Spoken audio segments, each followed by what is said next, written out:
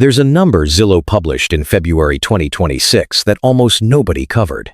$10,470. That's how much more the average American pays each year simply because they live alone. Not because they chose a nicer apartment. Not because they upgraded to a better neighborhood. Just because there is one name on the lease instead of two. In New York, that number is $23,400 a year. San Jose, $19,488. Boston, $18,084. It has a name. The singles tax. And rent is only the first line on the receipt. 39.7 million Americans live alone right now. That's 29% of all U.S. households. The highest share ever recorded, up from 20% in 1975. In half a century, living alone went from unusual to the most common household arrangement in America. And almost none of those 39.7 million people know what it actually costs them. Not the rent. The receipt. The full number. The one that includes everything that doesn't appear on the lease, but shows up on every bank statement, every month, for as long as they live alone. This is that number. Let's start where everyone starts. Rent. The average multifamily rent in America is $1,745 a month in 2026.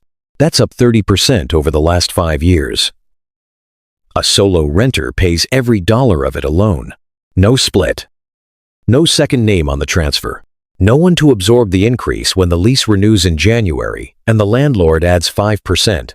When two people share a two-bedroom at $2,200, each pays $1,100.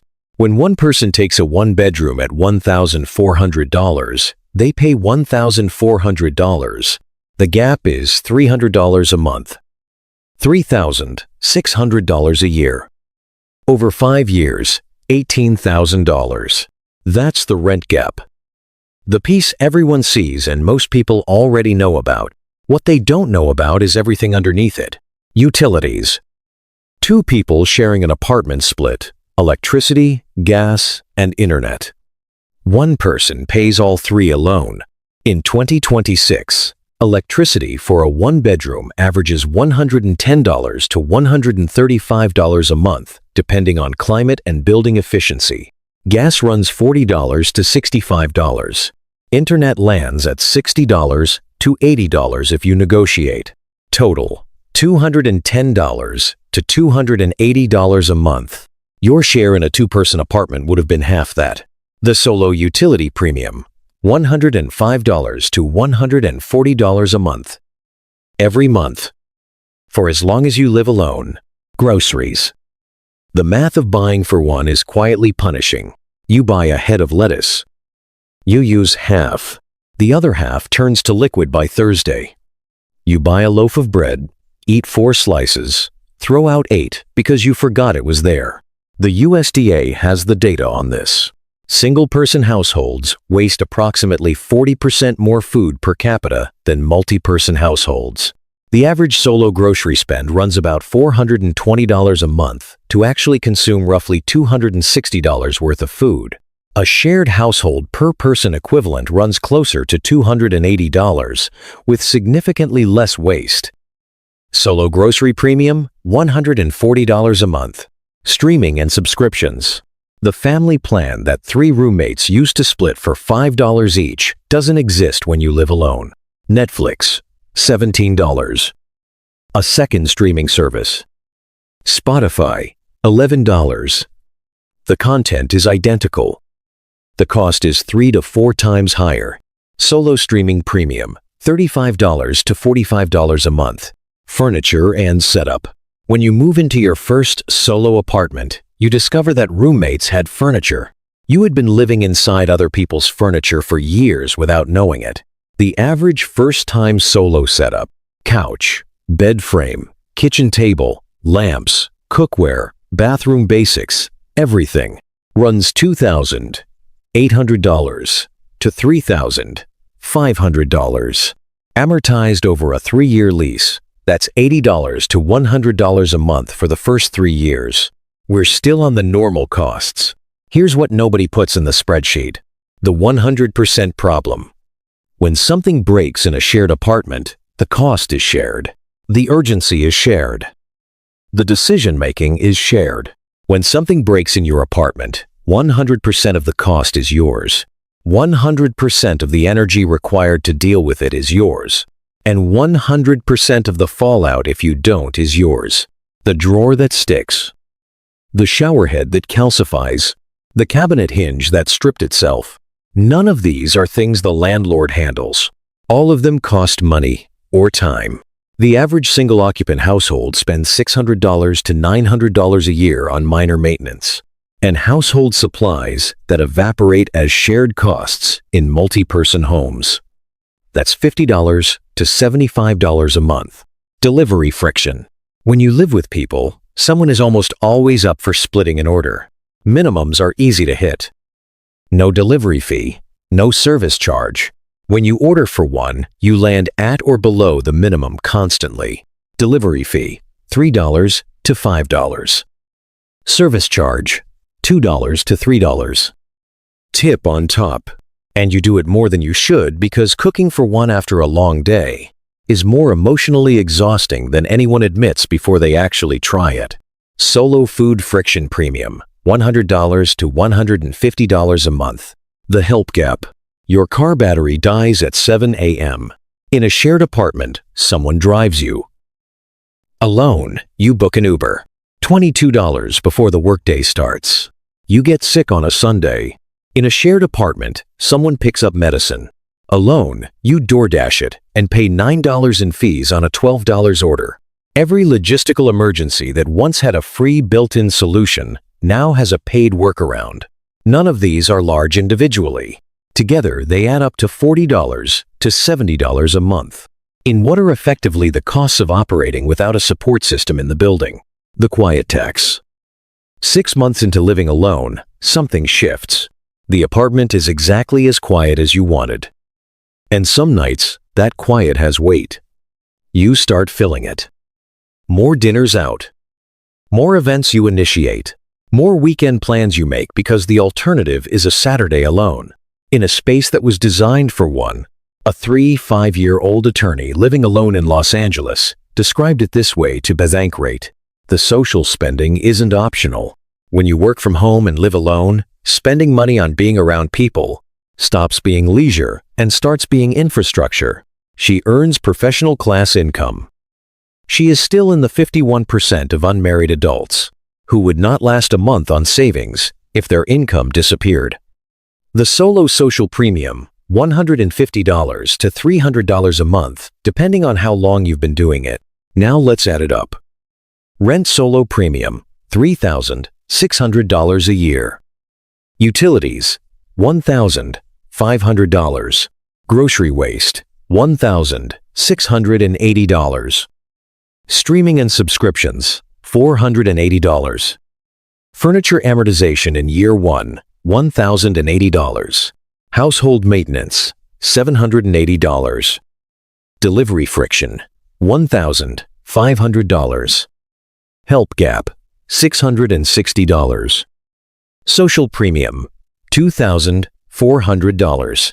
Total annual solo premium above a shared living equivalent, approximately $13,680. The Bureau of Labor Statistics puts average total expenditure for a one-person household at $48,794 in 2024. The average per capita spend across all household types is roughly $32,700. That's a 49% premium for being the only person paying the bills. Not 10%. Not 20%. 49%. And it compounds. Here's what that looks like at the hinge point. A 29-year-old woman in Sacramento bought a house at 23 for $300,000. By every external measure, she was ahead. Then came a wrist injury that ended her career as a veterinary technician. Then came the divorce. One income, $2,000 monthly mortgage. No second paycheck to absorb either. She sold the house to avoid foreclosure. By 2025, she was living alone in a 7-foot rented trailer, carrying $8,000 $135 in membership debt at 22% interest, and $22,991 in Costco debt already in collections, with a court summons attached. 2 events, a job loss and a divorce, and there was no buffer. The Federal Reserve's 2024 survey found that 37% of American adults cannot cover a $400 emergency expense with cash or its equivalent. 37%.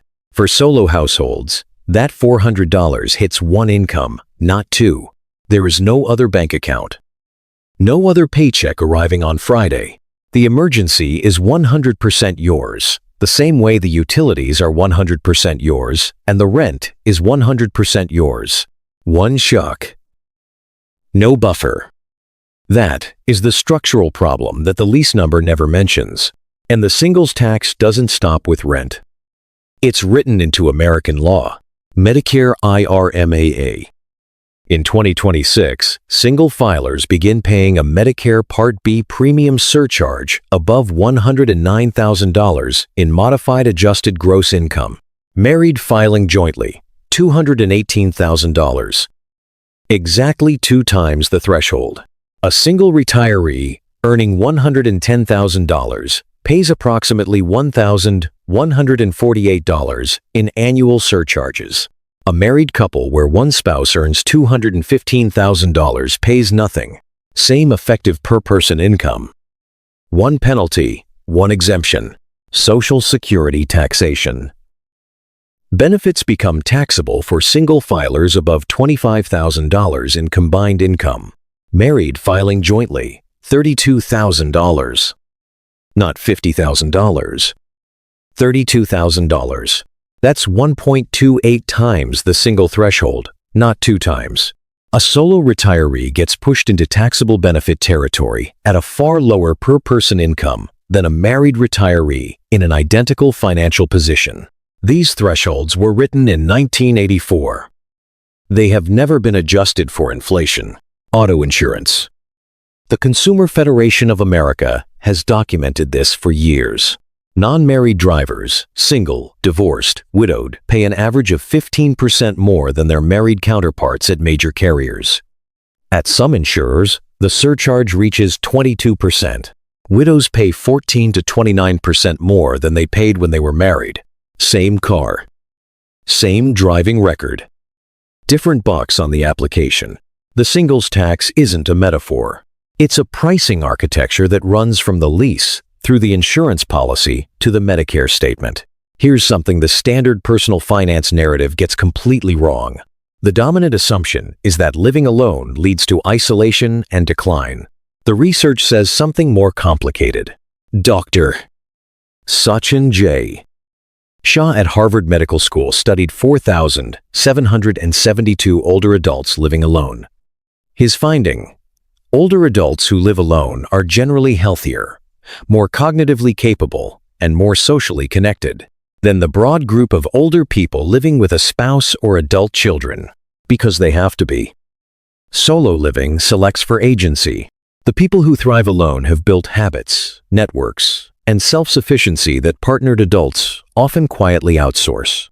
Professor Shelley Versey at Fordham tracked 890 African-American women aging alone. They were less likely to feel lonely than women with partners in the general population.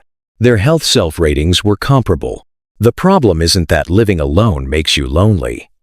The problem is, what happens the day something goes wrong and there's no one in the building? UCSF studied 4,772 older adults and found 38% could not identify a single person, friend, family member, or neighbor who could help them with daily needs. Not a single person. When a major health event arrived, stroke, heart attack, cancer, those adults were significantly more likely to end up in extended nursing home stays. In-home care runs $77,796 a year in 2024. Assisted living, $70,800. A private nursing home room, $127,752. These are the baseline costs of the infrastructure that a partner or adult child would otherwise provide for free. One person. No unpaid support network. The solo pricing architecture, taken to its logical conclusion. A 72-year-old man in Manhattan, never married, no children, lives in an 1 by 1 4-foot studio on the 3rd floor of a walk-up building with no elevator. He's on every senior housing waitlist in the city. He described the situation with what one reporter called mordant humor. Most of the people I've talked to said, "You will probably die before your number comes up." His health is fine right now. The alarm, he said, is what happens when it isn't, and there's no one left to call. There's one more thing the viral narrative gets wrong. Millions of Americans aren't living alone because they chose it. They're living alone because the alternative is their parents' couch. Census Bureau data from 2025, 58% of adults aged 18 to 24 live in their parents' home. Only 16% of adults aged 25 to 34 have their own household. Realtor.com estimates 1.8 million missing households. People who would have formed their own households under prior affordability conditions and simply cannot in 2026. They're not choosing the solo lifestyle. The market chose for them. And the ones who do sign the lease and pay the deposit are doing it in a market where rent is up 30% since 2021, where groceries still run elevated, and where the pricing architecture that governs American life was built for 2 people sharing a household, not one person carrying everything alone. Here's the real trap. And it's not living alone. The real trap is making a $1,745 a month decision based on a monthly number that leaves out the utilities, the groceries, the furniture, the maintenance, the delivery fees, the social premium, the insurance surcharges, the Medicare thresholds, and the question of what happens when you need help and there is no one in the building to provide it. The receipt is always longer than the rent. The only question is whether you see it before you sign, or spend the next several years wondering why you can't seem to get ahead, even though you're being careful. Living alone is not a bad decision. For many people, given their situation, their work, their mental health, their need for autonomy, it is the right decision. But right decisions made on incomplete information are just expensive mistakes with better aesthetics. And if you're wondering what happens when you engineer the finances of living alone differently, rent a room short-term, build income inside the space, structure the solo premium into an asset instead of a cost, that's a completely different conversation. And the math changes everything you think you know. But for now, the next time you tour an apartment and fall in love with the light in the kitchen and the quiet in the hallway and the thought of your name alone on the lease, ask yourself one question before you sign. What's actually on the receipt? Because that's the only number that matters.